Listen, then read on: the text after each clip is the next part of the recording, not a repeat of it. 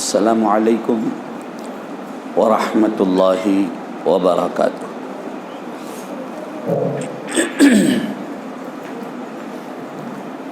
الحمد للہ وکفا والصلاة والسلام علی عباده الذین اصطفى، اما بعد، قال اللہ تبارک وتعالی فی القرآن المجید والفرقان الحمید،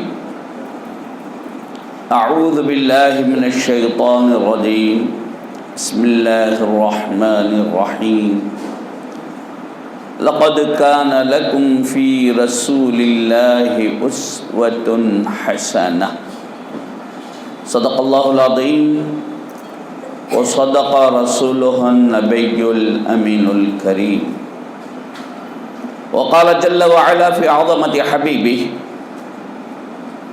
إن الله وملائكته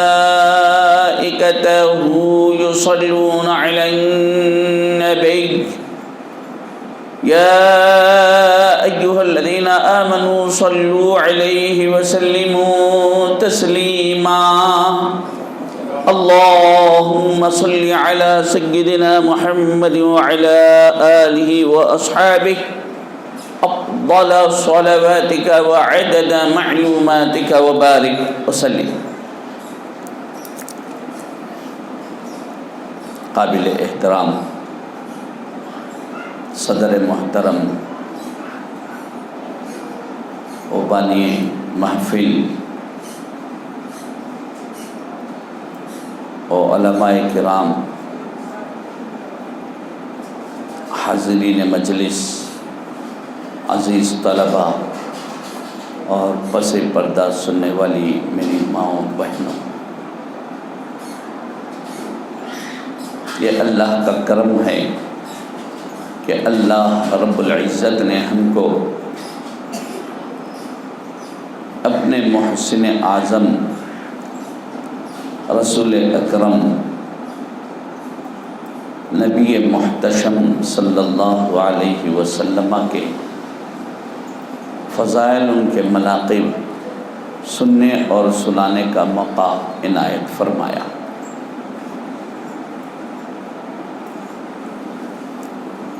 اللہ تبارک و تعالی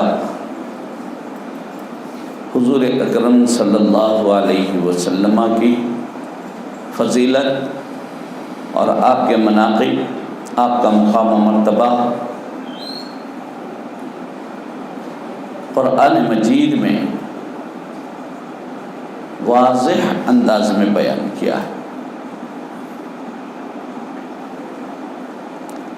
ہم کو حضور صلی اللہ علیہ وسلم کے مقام و مرتبے کے دیکھنے کے لیے، سمجھنے کے لیے کسی اور چیز کی ضرورت نہیں ہے، صرف قرآن مجید کے آیتوں کو اگر پڑھ لیں جو رسول اللہ صلی اللہ علیہ وسلم کی شان میں نازل ہوئے، ان کو جان لیں تو خود اس سے اندازہ ہو جائے گا کہ اللہ تبارک و تعالیٰ نے ہمارے رسول صلی اللہ علیہ وسلم کو نہ صرف انبیاء کرام میں بلکہ سارے مخلوقات میں کتنا بڑا مقام و مرتبہ عطا فرمایا۔ اللہ رب العزت جب حضور انور صلی اللہ علیہ وسلم کو دنیا میں بھیجا اور سارے انسانوں کے لیے ہدایت کا ذریعہ بنایا، تو کئی مقامات پر حضور صلی اللہ علیہ وسلم کی اتباع، ان کی اقتداء سے متعلق فرمایا، ما آتاکم الرسول فخذوه وما نہاکم عنہ فانتہوا، حضور صلی اللہ علیہ وسلم جو دے دیں، جو بول دیں، جو بتلا دیں، اسی کو تم کو لینا ہے، اسی میں تمہاری بھلائی ہے، اسی میں تمہاری نجات ہے، تمہاری کامیابی، اور جس چیز سے منع کر دیں اس سے بچنا تمہارے لیے لازم ہے، اگر نہ بچو گے تو پھر تمہاری ہلاکت۔ رسول اللہ صلی اللہ علیہ وسلم کہ احادیث مبارکہ کے مقام و مرتبے کو اللہ تبارک و تعالیٰ نے اس انداز سے ظاہر کیا۔ ایک اور جگہ اللہ تعالیٰ حضور صلی اللہ علیہ وسلم کے مقام و مرتبے کو ظاہر کرتے ہوئے فرماتا ہے من یطع الرسول فقد اطاع اللہ، جو رسول کی اطاعت کیا، رسول کی نہیں، حقیقت میں وہ اللہ کی اطاعت کیا ہے۔ یہاں پر اللہ تبارک و تعالیٰ نے اللہ اور اس کے رسول کی اطاعت کو ایک ہی قرار دے رہا ہے۔ کسی سنت پر آپ عمل کر رہے ہیں تو حقیقت یہ ہے کہ وہ سنت نہیں، اللہ ہی کا ایک حکم ہے جو رسول اللہ صلی اللہ علیہ وسلم کے ذریعے امت کو ملا ہے۔ کیوں؟ اس لیے کہ اللہ تبارک و تعالیٰ کیا اور جگہ ارشاد فرماتا ہے وَمَا يَنطِقُ عَنِ الْهَوَىٰ إِنْ هُوَ إِلَّا وَحْيٌ يُوحَىٰ، وہ اپنی طرف سے کچھ نہیں فرماتے۔ اللہ کے نبی کا جو بھی فرمان ہے وہ ان کا اپنا فرمان نہ سمجھو، بلکہ وہ اللہ کا فرمان ہے جو نبی صلی اللہ علیہ وسلم کے زبان مبارک سے ادا کیا جا رہا۔ تو حضور کے زبان مبارک سے نکلنے والے کلمات کو بھی اللہ تعالیٰ وحی فرما رہا ہے، تو حضور کی اطاعت اللہ کی اطاعت ہے۔ اور اس سے آگے چلیں تو اللہ تعالیٰ ایک اور جگہ تو اتنی بڑی بات بتلا دیا، قل ان کنتم تحبون اللہ فاتبعونی یحببکم اللہ۔ یہ تو عاشق رسول کے لیے تو بہت بڑی بات ہے، لیکن جو لوگ یہ کہتے ہیں، یہ لوگ توحید کا ذکر چھوڑ دیتے، خالی رسول رسول رسول رسالت رسالت یہ ذکر کرتے، توحید کا ذکر ہی نہیں کرتے۔ اللہ تبارک و تعالی حضور کے ذکر کو، حضور کے عظمت کے بیان کرنے کو، حضور کی سیرت کے بیان کرنے کو اللہ تعالیٰ فرما رہا ہے یہ اللہ کا ذکر ہے، حضور کا ذکر اللہ کا ذکر ہے۔ قل، اے نبی، یہ اتنی بڑی بات ہے کہ میں نہیں، آپ اپنی زبان سے امت کو حکم دیجئے، امت کو فرمائیے اگر تم دعویٰ کرتے ہو اللہ سے محبت کا، اللہ سے محبت کا دعویٰ ہے، تو اللہ سے محبت کا دعویٰ اس وقت تک آپ دعوے میں پکے نہیں اترتے۔ دعویٰ بغیر دلیل کے قابل اعتماد نہیں ہے۔ آپ کا دعویٰ ہے تو دلیل پیش کرنا ہوگا، اس کی دلیل یہ ہے کہ تم میری اتباع کرو، میری پیروی کرو، میرے سنتوں پر چلو، تو پھر اللہ کی محبت، حقیقت میں تم اللہ کو چاہنے والے، اللہ کی محبت اپنے دل میں رکھنے والے سمجھ جاؤ گے۔ تو عزیزان گرامی، ایسے عظیم رسول کا ذکر کرنے کے لیے ہم یہاں پر جمع ہوں۔ حضرت نے مجھے جو عنوان عنایت فرمایا وہ ہے رسول اللہ صلی اللہ علیہ وسلم کی سیرت طیبہ، عورتوں سے متعلق۔ اور ایسے عنوانات دینا بہت اچھا بھی ہے، اس لیے کہ ہر آنے والا اگر اپنی طرف سے بولے تو ایک ہی چیز کئی مرتبہ ریپیٹ ہوتے رہتی، آپ لوگوں کو بھی سنتے سنتے ارے کل بھی وہ مول صاحب یہ بولے، آج بھی نہ پرسوں بھی وہ بولے۔ عنوانات دینے سے ہوگا کیا؟ مختلف سیرت کے پہلو سامعین کے سامنے آ جاتے ہیں۔ نبی کریم صلی اللہ علیہ وسلم کا اسوہ، آپ کے اخلاق، آپ کا کردار آپ لوگوں کو سننے کا موقع ملتا ہے۔ تو عزیزان گرامی، اسی مناسبت سے میں نے آیت مبارکہ کی تلاوت کا شرف حاصل کیا۔ اس کا ترجمہ ہے یقیناً تمہارے لیے نبی کریم صلی اللہ علیہ وسلم کی سیرت بہترین نمونہ۔ اللہ تبارک تعالیٰ فرما رہا ہے لقد کان لکم، تمہارے لیے، اس لکم میں مرد عورت دونوں بھی شامل ہیں۔ یعنی ایسا نہیں کہ رسول اللہ صلی اللہ علیہ وسلم صرف مرد حضرات کے لیے نمونہ ہیں، عورتوں کے لیے نمونہ نہیں ہیں، ایسا نہیں۔ جس طرح مرد حضرات کے لیے نمونہ ہیں، جس طرح مرد حضرات رسول اللہ صلی اللہ علیہ وسلم کی سیرت پر، آپ کے سنتوں پر عمل کرنا ہے، عورتوں پر بھی اسی طرح حضور کی سنت پر عمل کرنا ہے، سیرت کو اپنانا ہے، اور ان پہلوؤں پر جس کے متعلق نبی کریم صلی اللہ علیہ وسلم نے عورتوں کے لیے جو مخصوص ہدایت فرمائے ہیں اس پر عمل کرنا ہے۔ عزیزان گرامی، اسلام عورت کو کیا دیا؟ نبی کریم صلی اللہ علیہ وسلم عورت کے مقام و مرتبے کو کتنا بلند کیے، اور اسلام میں عورت کا کیا مقام و مرتبہ ہے، ان چیزوں کو جاننے کے لیے اسلام سے پہلے عورت کی کیا حیثیت تھی، عورت کا کیا مقام و مرتبہ تھا، ایک بیوی کے ناطے عورت کس درجے کی، کس انداز سے وہ جانی پہچانی جاتی تھی، ایک ماں کی حیثیت سے اس کا کیا مقام و مرتبہ تھا، ایک بیٹی کی حیثیت سے اس کی کیا مقام، کیا عزت تھی۔ جب تک کہ آپ اس کو نہیں جانیں گے اس وقت تک اسلام کے احسانات عورتوں پر جو ہوئے پہچان نہیں سکتے۔ جب تک کہ یہ تقابلی مطالعہ نہ ہو اس وقت تک عورت کو اسلام کیا دیا نہیں سمجھ میں آتا۔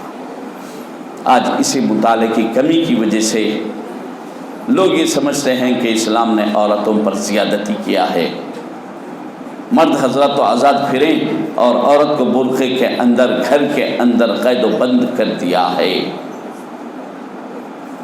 یہ وہی لوگ کہہ سکتے ہیں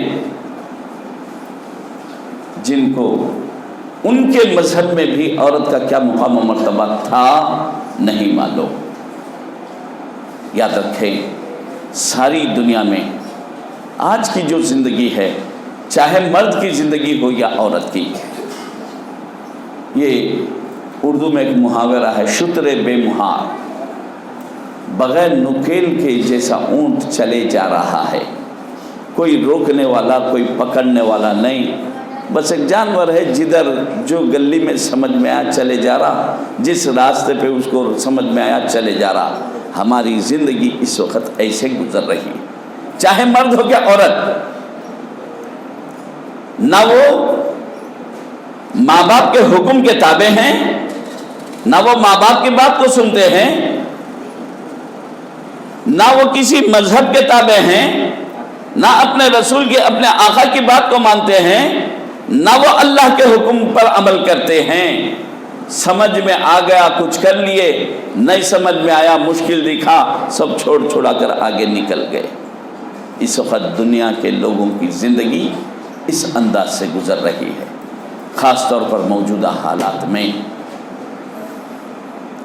جن اسلامی حکومتوں پر ہم نظر کر کے بولتے تھے کہ یہاں پر اسلام پہ عمل ہو رہا ہے، آج پیسے کی فراوانی یا اپنی سیٹ کی حفاظت یا کسی بھی انداز سے بولیے، جتنے مسلمان حکومتیں کہلاتے تھے وہ بھی اسلام کو چھوڑ دیے، اور یقیناً یہ ہونے والا ہے۔ اللہ کے نبی صلی اللہ علیہ وسلم آج سے 1500 سال پہلے یہ تمام چیزیں بتلا چکے ہیں۔ یاد رکھیں، سائنس کے قیاسات غلط ہو سکتے ہیں، ان کا علم، ان کے تجربے غلط ہو سکتے ہیں، لیکن اللہ کے نبی صلی اللہ علیہ وسلم کا کوئی قول غلط نہیں ہو سکتا۔ یہ مسلمان کا، اہل سنت الجماعت کا عقیدہ۔ پیارے آقا صلی اللہ علیہ وسلم نے قیامت کے قریب ہونے والے تمام واقعات کا ذکر کر دیے، اور اسی سے ہم کو حضور صلی اللہ علیہ وسلم کے علم غیب کا اندازہ ہوتا ہے کہ 1500 سال پہلے بتلا دیے کہ زمانہ جیسے گزرتا جائے گا حالات کیسے بدلیں گے اور قیامت سے پہلے کیا حالات ہوں گے۔ مسلم شریف کی ایک روایت ہے، قیامت سے پہلے قیامت جب آئیں گی تو کوئی اللہ کا نام لینے والا نہیں ہوگا.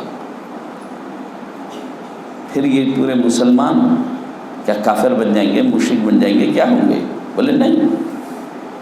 اللہ تبارک و تعالی ایک ایسی ہوا مسلمانوں کے پاس سے گزارے گا، بہت ہی خوشبودار، مشک کی طرح معطر، بہت ہی ہلکی پھلکی، نرم و نازک ہوا مسلمانوں کے پاس سے گزرے گی، ان کے جسموں کو مس کرتے ہوئے جائے گی، جس کے نتیجے میں آہستہ آہستہ مسلمان ختم ہو جائیں گے.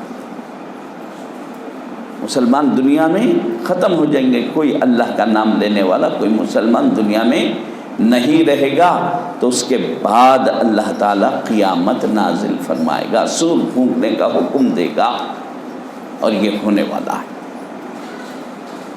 تو عزیزان گرامی، تو میں آپ کو بتلا رہا تھا جب تک کہ عورت کا مقام و مرتبہ اسلام سے پہلے کیا تھا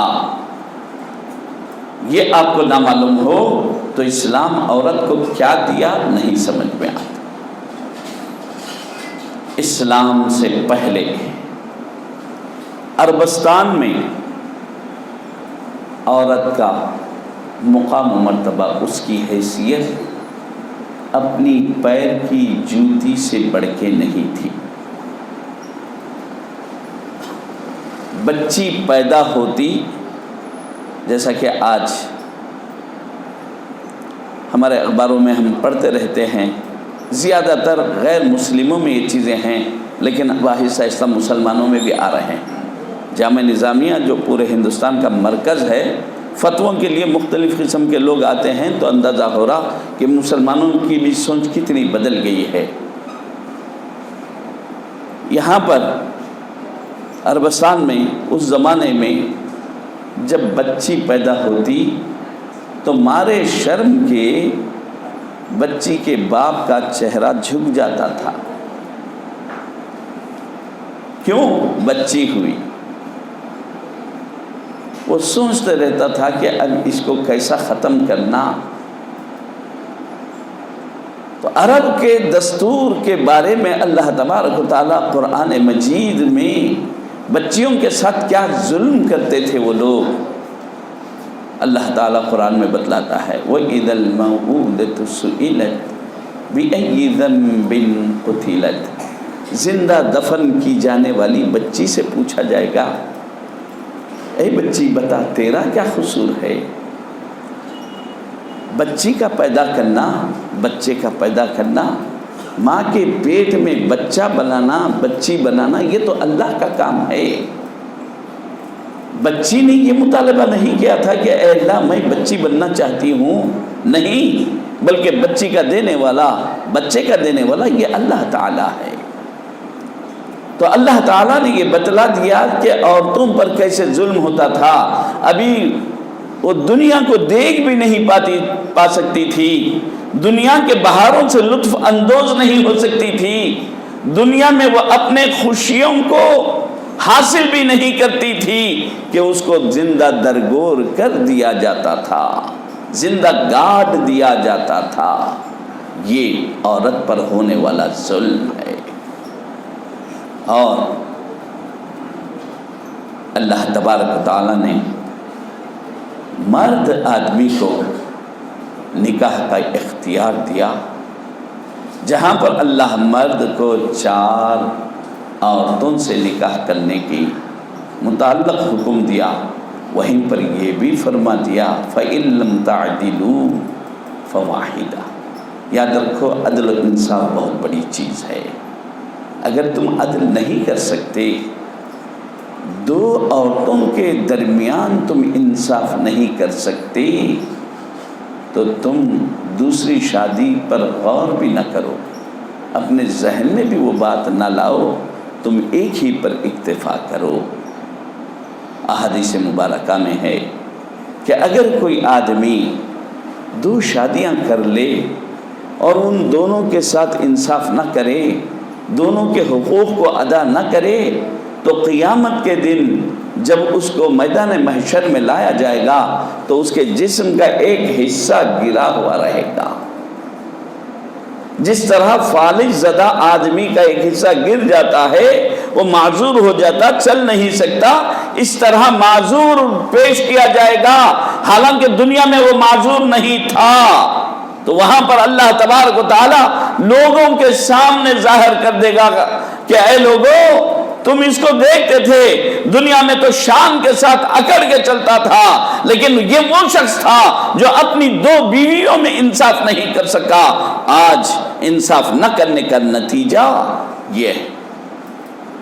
اللہ تبارک و تعالیٰ جہاں پر حکم دیا وہیں پر یہ بھی بتلا دیا کہ انصاف لازمی ہے۔ اگر انصاف نہیں کر سکتے، تم میں وہ صلاحیت نہیں ہے، تو تم دوسرے کے بارے میں سوچنا بھی نہیں۔ یہ اسلام کا طریقہ ہے، اور اسلام سے پہلے مرد کو اختیار تھا، 1-2 نہیں، بے حساب جتنے چاہے کر لے، ان کے ساتھ انصاف کرے نہ کرے۔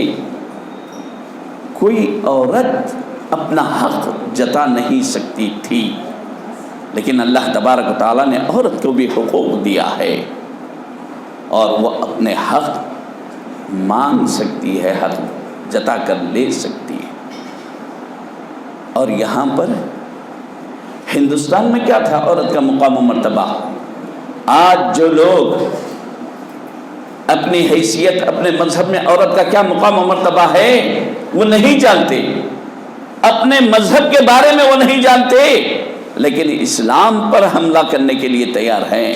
تو ان سے آپ صرف ایک ہی یہ بات پوچھ لیں کہ ٹھیک ہے، یہ تو اسلام کی بات تم بعد میں کرنا، ہم کبھی غیر اسلام کے بارے میں بات نہیں کرتے، ہم مسلمان ہیں، ہم اپنے ہی مذہب کے بارے میں بات کرتے ہیں۔ تم اپنے مذہب کے بارے میں بات کرو، پہلے یہ بتلاؤ کہ تمہارے مذہب میں عورت کا کیا مقام و مرتبہ۔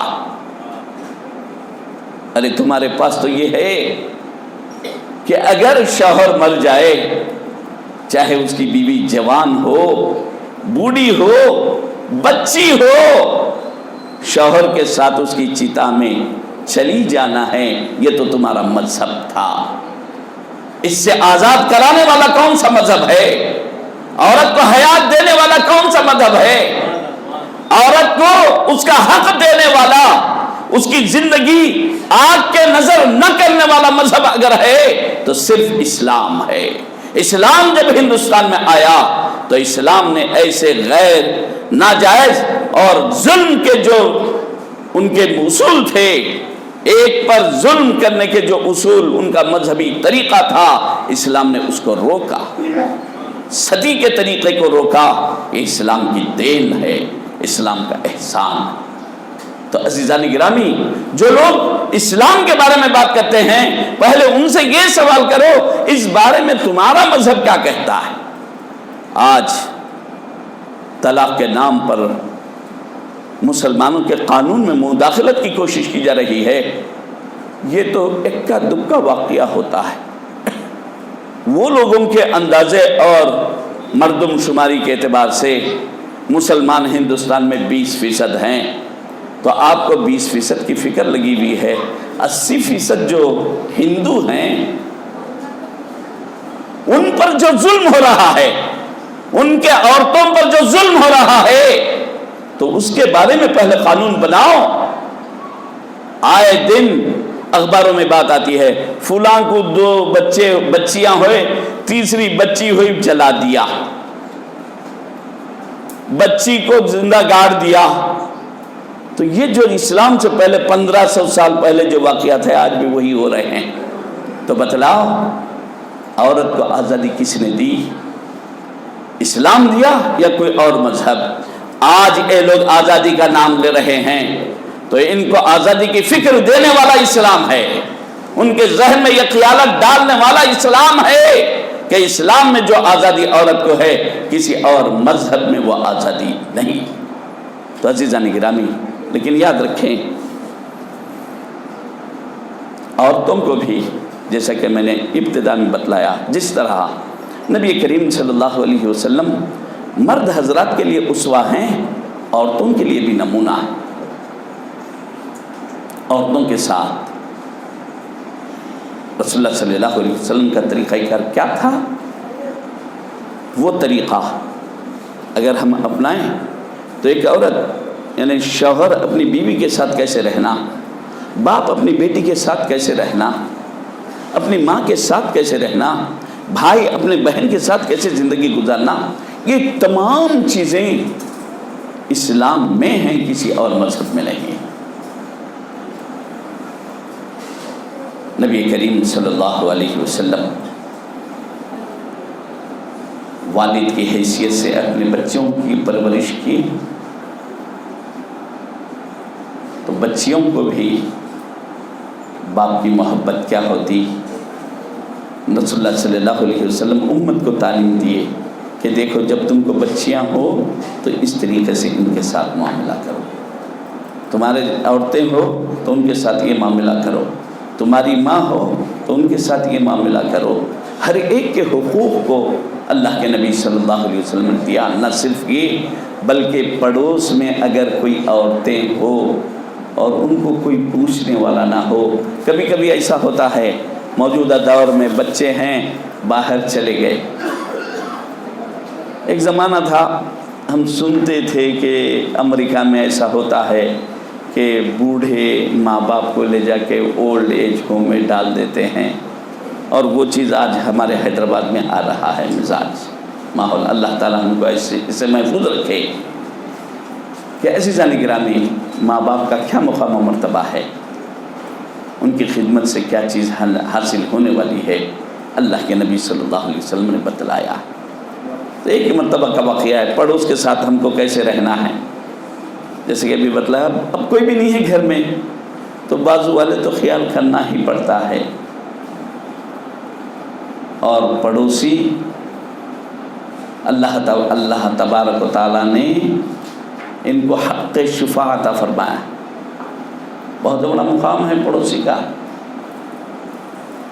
رسول اللہ صلی اللہ علیہ وسلم پڑوسی کے حقوق کو اتنے زیادہ بیان کیے، صحابہ کرام کو شک ہوا، ڈرنے لگے کہیں ایسا نہ ہو کہ پڑوسی کو بھی وراثت میں کوئی حصہ مل جائے، اتنے زیادہ حقوق پڑوسی کے بتلائے۔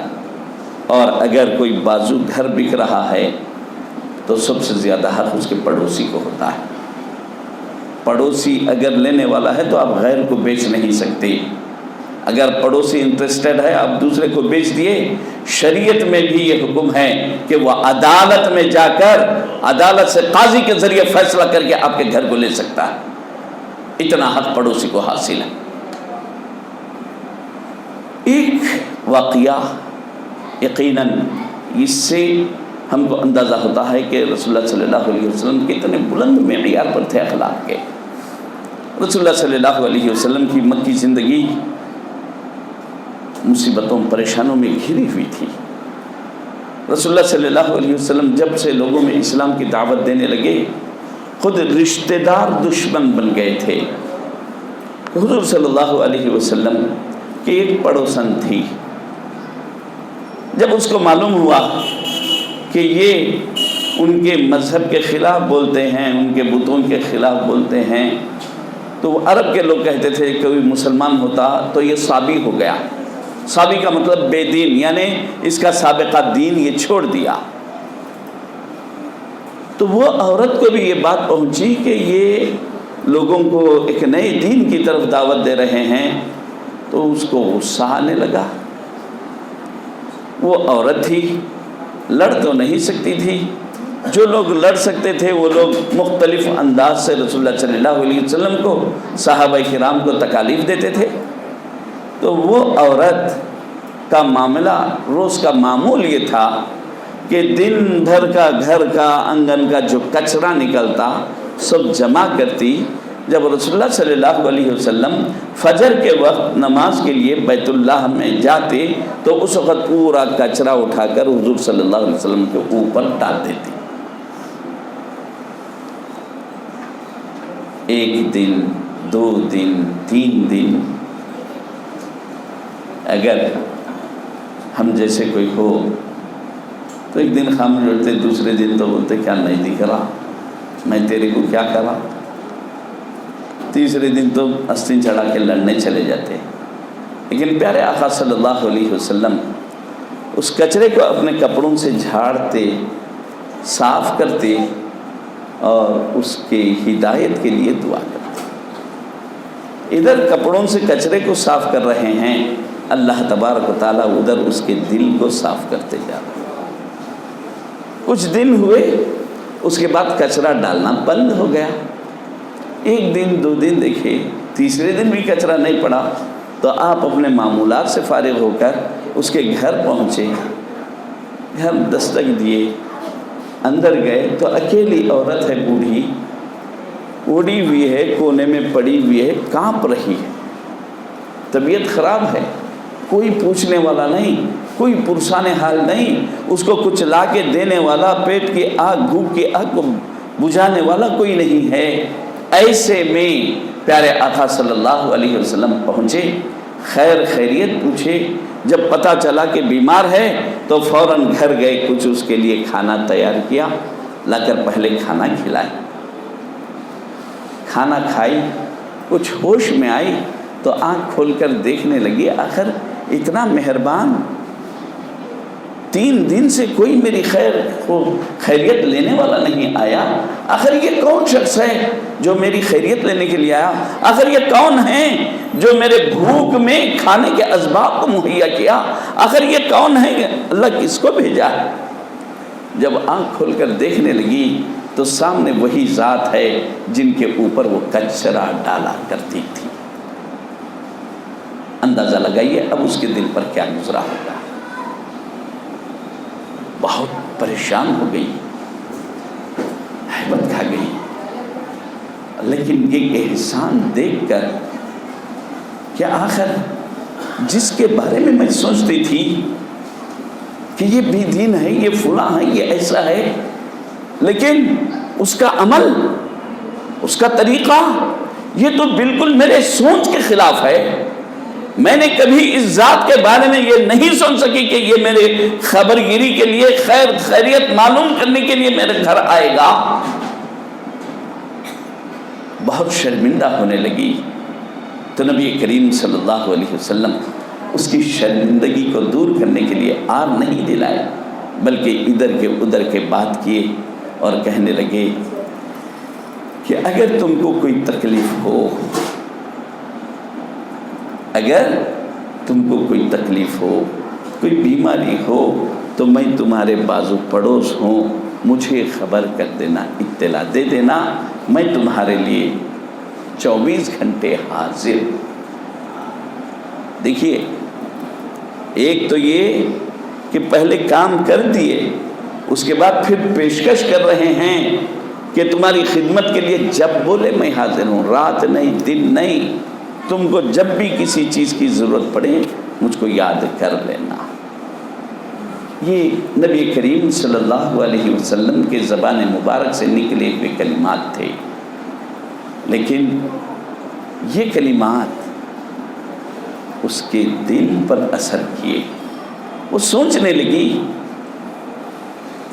کہ جو ذات ظاہری اعتبار سے اتنی صاف ستھری، جس کا عمل اتنا پاکیزہ، اتنا عمدہ، تو وہ جس دین کی طرف بلا رہا ہے، وہ جس دین کی دعوت دے رہا ہے، وہ جس اللہ کی طرف لوگوں کو بلا رہا ہے، وہ کتنا پاکیزہ اور کتنا عمدہ نہ ہوگا.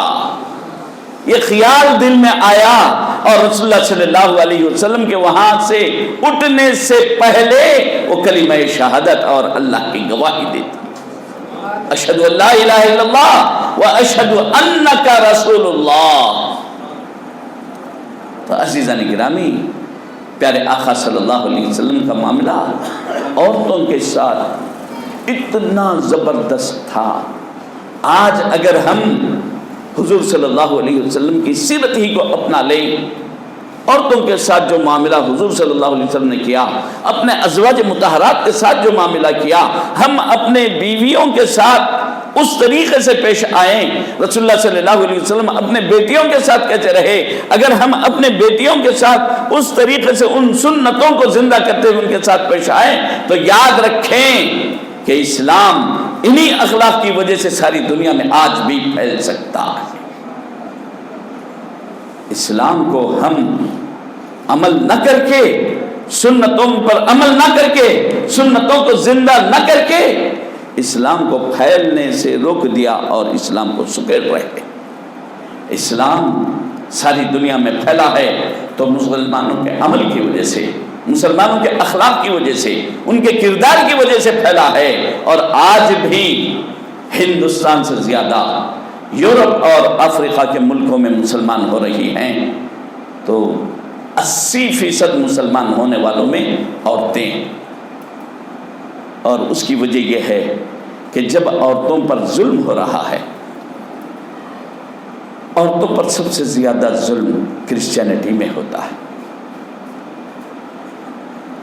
موجودہ حالات کے اعتبار سے وہ مذہب انسان کی فطرت، ان کے نفسانیت کے مطابق نہیں، چاہے مرد ہو یا عورت، ان کے پاس شادی نہ کرنا افضل ہے، اور اللہ تبارک و تعالیٰ نے انسان کو مرد ہو کے عورت نفس رکھا ہے، اور اس نفس کی تکمیل اگر آپ سنت کے مطابق کریں، قرآن و حدیث کے دائرے میں رہتے ہوئے اس احکامات کی پابندی کرتے ہوئے کریں کہ آپ کے نفس کی تکمیل ہو رہی ہے، لیکن وہ بھی باعث ثواب، وہ بھی باعث برکت ہے۔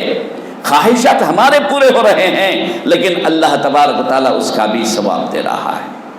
دو چیزیں ہیں، ایک تو یہ کہ اولاد کے لیے امت محمدیہ صلی اللہ علیہ وسلم کی کثرت کے لیے شادی کرنا، دوسرا انسان گناہوں سے بچنے کی نیت سے شادی کرنا۔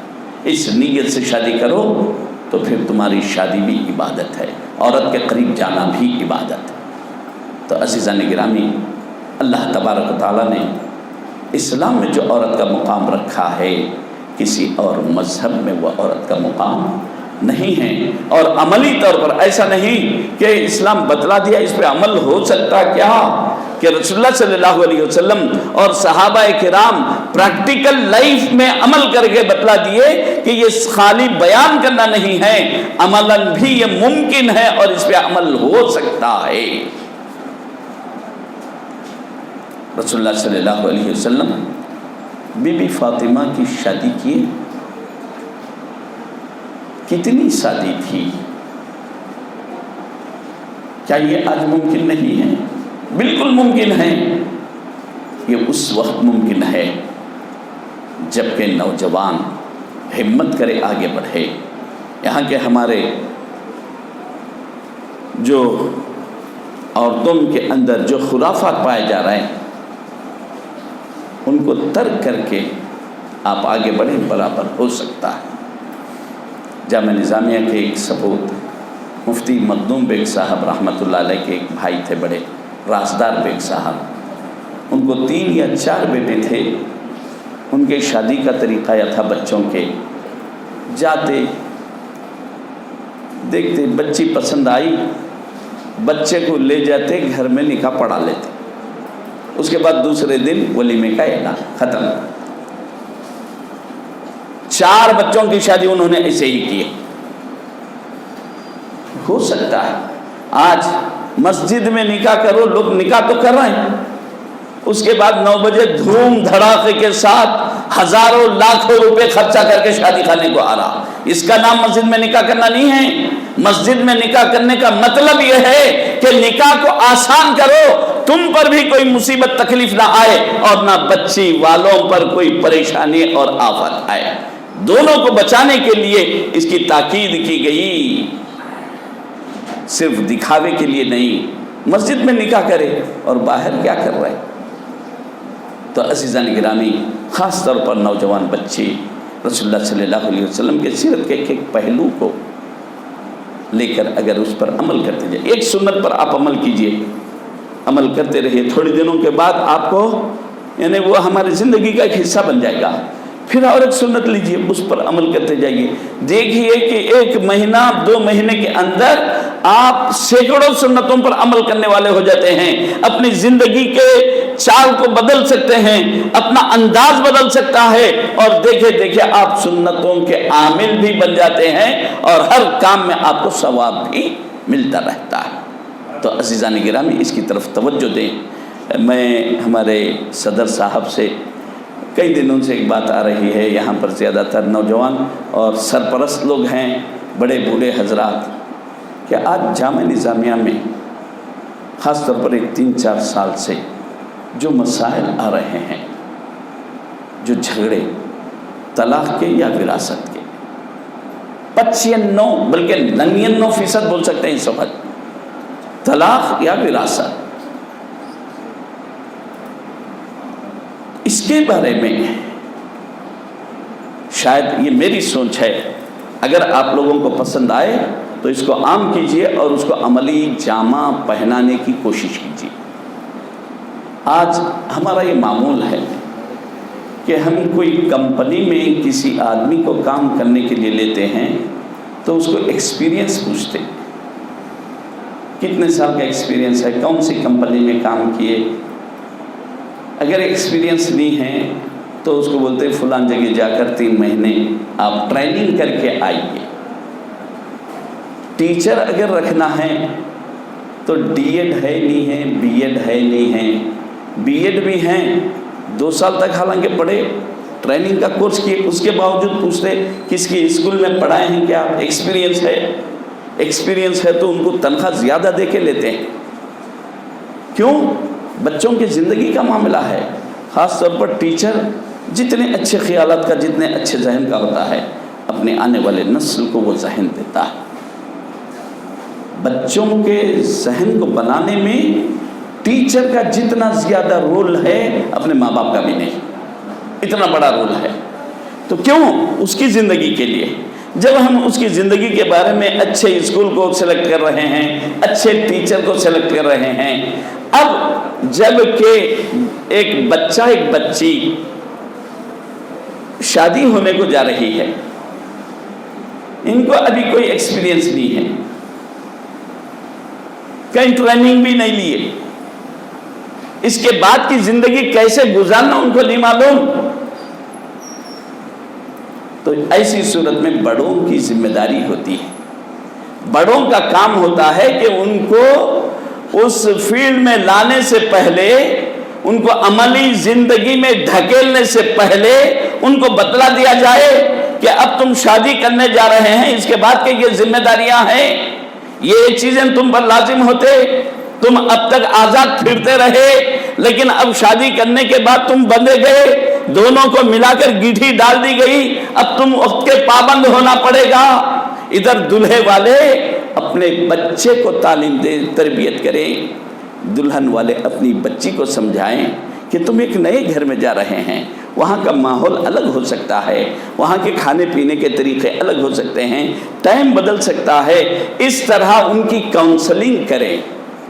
بلکہ آج کل کے حالات میں یہ سمجھ میں آ رہا ہے کہ دلہا دلہن سے پہلے 1-2 نشست دلہے کے ماں باپ، دلہن کے ماں باپ کو، دونوں کو رکھ کے ان کی کاؤنسلنگ پہلے ہو، پھر باضابطہ بچیوں کے لیے بچیوں کی ٹریننگ، شادی کے بعد کیا ہونا، کیسے ہونا، بچوں کے لیے ان کی تربیت ہو، تو پھر زندگی آسانی کے ساتھ گزرتی ہے۔ تو عزیزان گرامی، یہ میرے ذہن میں چیز آئی، اور الحمدللہ میں جو نوجوان میرے سے ربط میں رہتے ہیں، شادی ہے تو برابر ان کو سمجھاتا کہ ایک نئی زندگی میں تم قدم رکھ رہے ہو، تمہارے کو کیا پریشانیاں ہوتے ہیں، اس زندگی میں کیسے یہ کرنا۔ تو بڑے لوگ اگر نہ بتلائیں تو آج کل جو نئی مسائل پیدا ہو رہے ہیں، بچی پہلے سے ایک خاکہ بنائے رکھتی، شادی ہوں گی تو میں سب سے پہلے گاڑی خریدتی ہوں، ایک محل بناتی ہوں، اس محل میں رہیں گے، ایک خاکہ الگ، یہیں سے ان شادی کے وقت سے ہی اب سسرے ساس سسرے سے الگ رکھنے کے ایک ذہن میں آ گیا اس کو۔ تو اب کب پورا ہوتا، میرا خواب کب پورا ہوتا، میرے خواہشات کب پورے ہوتے، وہ اس انداز سے سنتی ہے۔ اگر اس کو پہلے سے تربیت دی جائے کہ بڑے لوگوں کے ساتھ رہنے میں کیا فائدہ ہے، ان کی اولاد کی تربیت کیسے ہوتی ہے، تو پھر ہمارے بچیاں ایسے نہیں سنتے۔ الحمدللہ پڑھے لکھے ہیں بچیاں، اگر ان کے ذہن کو مولڈ کریں تو برابر وہ سمجھنے کے لیے تیار ہیں، لیکن ان سے پہلے ہمارے بڑوں کو سمجھ ہونا۔ بچیوں کو سمجھانے سے پہلے بڑے لوگ یہ سمجھنا، ورنہ خود بڑے کئی ایسے ماحول، ایسے چیزیں جامعہ نظامیہ میں آتے ہیں کیسز، بچہ بچی سمجھنے کے لیے تیار ہے، لیکن بچی کے ماں باپ وہ سمجھنے کے لیے تیار نہیں، جس کی وجہ سے ہوتا کیا، اب بچی ماں کی بات کو، باپ کی بات کو ترجیح دے گی، اپنے شوہر کو چھوڑ دے گی۔ ایسے حالات ہو رہے ہیں۔ تو عزیزان گرامی، چونکہ یہ آج کا عنوان ہی یعنی اسلام عورت کو کیا دیا، اس عنوان کے تحت یہ کچھ چیزیں ہیں، آپ لوگ عمل کیجئے۔ الحمدللہ عورتوں پر ظلم نہیں ہوگا، عورتوں کو ان کا اسلام میں حق ملے گا، اور اسلام کے سائے تلے وہ خوشی کے ساتھ اپنی پوری زندگی بتا سکتے ہیں۔ اللہ تعالیٰ سے دعا ہے کہ اللہ تعالیٰ ہم کو نیک توفیق عطا فرمائے، اللہ تعالیٰ سننے سے زیادہ ہم کو عمل کی توفیق دے، سنتوں پر عمل کرنے اور سنتوں کو زندہ کرنے کی توفیق عطا فرمائے، قرآن شریف کو پڑھنے، سمجھنے اور اس پر عمل کرنے کی توفیق عطا فرمائے۔ وصلی اللہ تعالی وسلم علی خیر خلقہ وعلی آلہ واصحابہ اجمعین والحمد للہ رب العالمین۔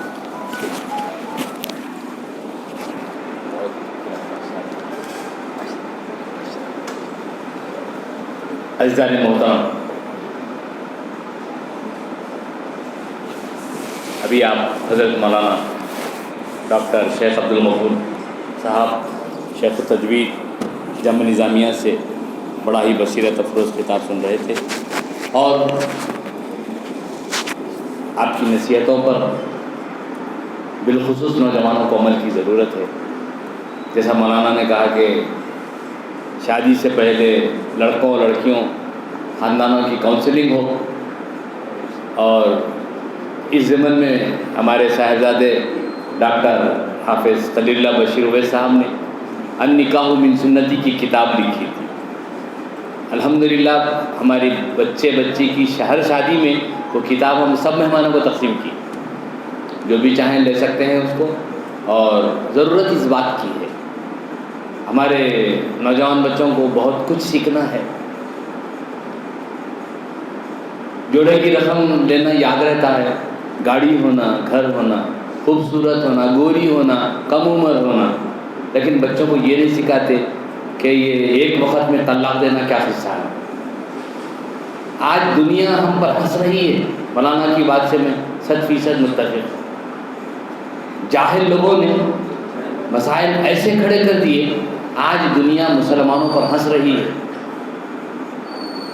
سارے چیزیں معلوم ہے، کوٹ پٹلون بچی والوں کا پہننا یہ معلوم ہے، شیروانی بچی والوں کی پہننا یہ بھی معلوم ہے، نئے جوتے پہننا بچی والوں کو یہ بھی معلوم ہے۔ بلکہ میں ہمارے ایک وقت تنزیہ کہہ دیا، ایک بات چیت میں ایک صاحب مانگ رہے تھے یہ دیو وہ دیو وہ دیو، تو میرے کو بولے بھائی اللہ میں ایسی محفلوں میں آتا بھی نہیں، تو میں بولا ٹھیک ہے دے دو، مگر میں گنجائش ہے تو دیو۔ ساتھ ہی ساتھ میرا ایک شاگرد ہے کفن والا میرا ایک شاگرد ہے، وہ کفن بھی ایڈوانس میں دے ڈالو تاکہ مرے بعد میں کفن بھی بچی والوں کا پہننا ہے۔ اب وہ برا لگا لو، میں بولا مانگتے جی بچی کا پیسہ مانگتے، کتنی بری بات ہے، کتنی بری بات۔ ارے مرد ہے تو اپنے پیسے سے جو ہے تم خرچہ کر کے شادی کر کے لاؤ۔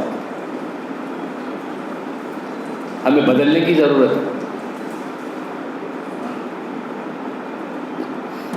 ان کا جوتا دلہے میاں کا نقد مہر ادھار معاف کرا لیں گے، بعد شرم نہیں آتی، شرم نہیں آتی۔ ہمیں تبدیلی لانے کی ضرورت ہے۔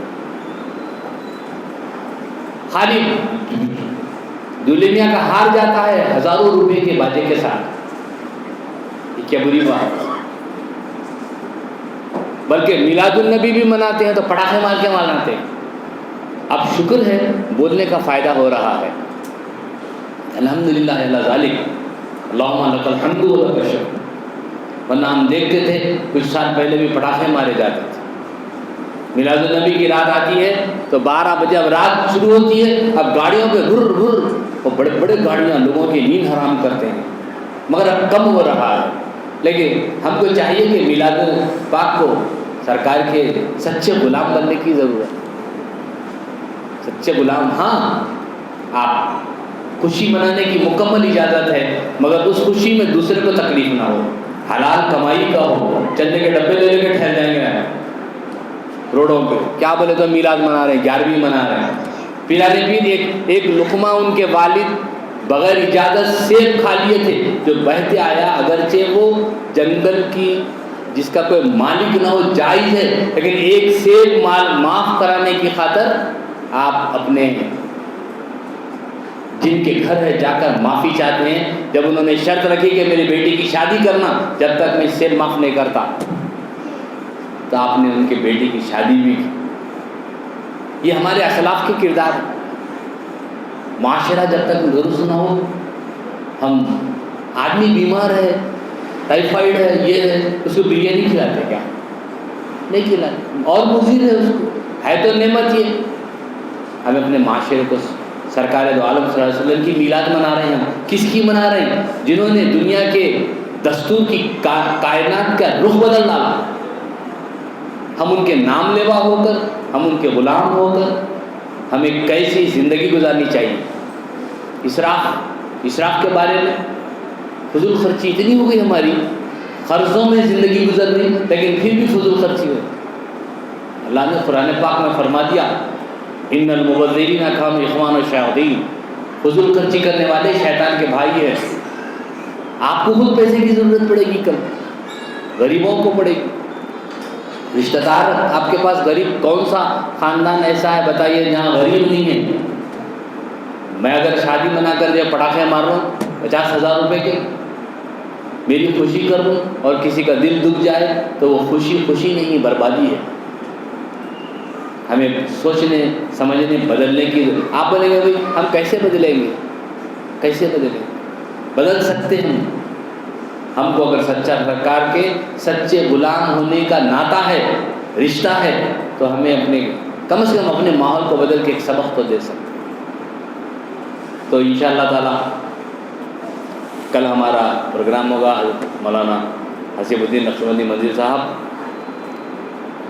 خلق عظیم کے عنوان سے آپ کو خطاب کریں گے، مغرب تا عشاء بیان ہوگا، اور پرسوں اتوار کو ہمارے پاس آثار شریف ہوں گے، اور ظہر کے بعد سرکار دو عالم صلی اللہ علیہ وسلم کے موئے مبارک کی زیارت ہوگی، اور اس دن ہم تبرک کا اہتمام بھی کرتے ہیں۔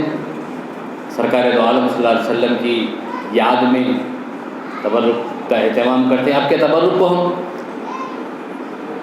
دواخانوں میں مریضوں کو، غریبوں کو، ہندوؤں کو، مسلمانوں کو ہم انشاءاللہ اپنا تبرک پیکٹس کے ذریعے سے تقسیم کریں گے انشاءاللہ۔ اللہ سے دعا ہے اللہ ہمارے مقاصد میں کامیابی عطا فرمائے۔ صلاۃ و سلام کے لیے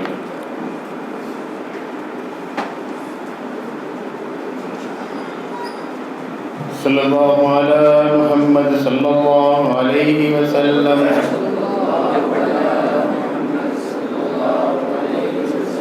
سلام آپ پر تاجدار مدینہ، سلام آپ پر تاجدار مدینہ، درود آپ پر شہریار مدینہ، سلام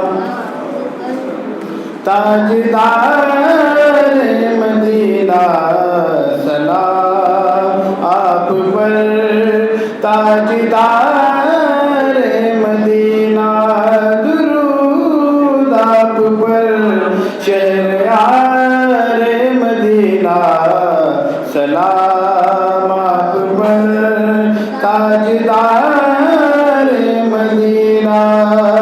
کرم ہو کرم دونوں عالم کے والی، بلا لیجے چوکھٹ پہ سرکار عالی، غریبوں کی فریاد جائے نہ خالی، غریبوں کی فریاد جائے نہ خالی، ہم آنکھوں سے دیکھیں بہار مدینہ، سلام تاجدار مدینہ،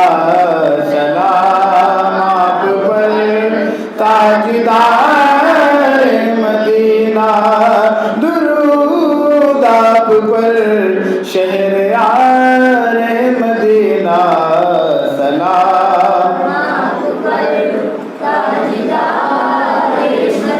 کرم آمنہ بی کے آنکھوں کے تارے حلیمہ کی تنہائیوں کے سہارے نبی آپ ہیں سارے نبیوں سے پیارے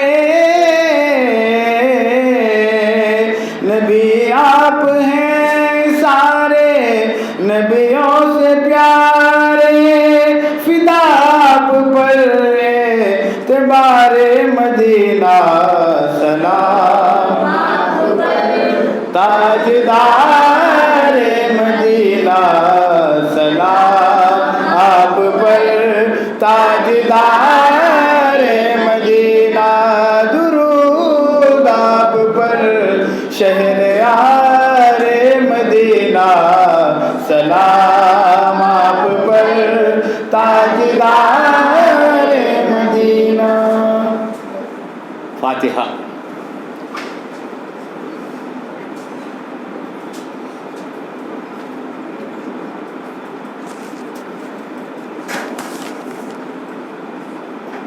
اللهم صل وسلم وبارك على سيدنا محمد وآله وصحبه أجمعين. اللهم اشرح بالصلاة عليه صدورنا ويسر بها أمورنا واكشف بها همومنا وانصر بها حجتنا وطهر بها ألسنتنا ونور بها قلوبنا. اللهم ارحم تضرعنا وآمن خوفنا.